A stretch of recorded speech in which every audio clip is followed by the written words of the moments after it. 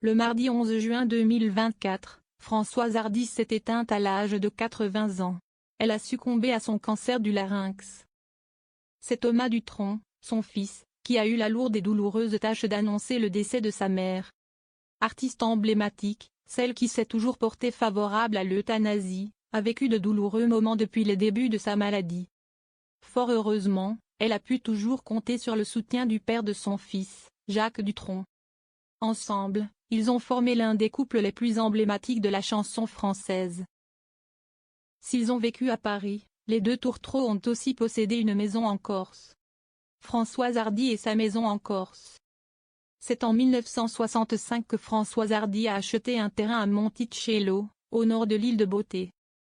Elle y fait construire une maison dans laquelle elle reçoit ses amis. Parmi eux, Jean-Marie Perrier, son ancien compagnon.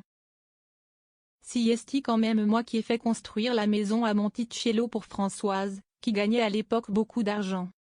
Et pourtant, je n'y ai jamais habité avec elle, mais j'ai passé 40 ans à rendre visite à Jacques dans cette maison. Depuis, c'est Jacques Dutronc qui en a la jouissance.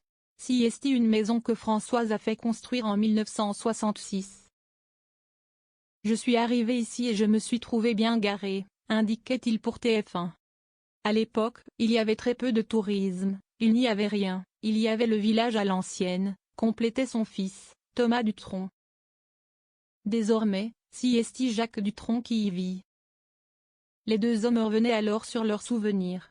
Et la chapelle, si est tout. Et puis, il n'y avait pas de bar, ça a été construit bien après, ajoute Jacques Dutronc. Mais Françoise Hardy ne pouvait plus se déplacer. Elle indiquait sur Canal+ avoir horreur de voyager, même aller en Corse me pose problème.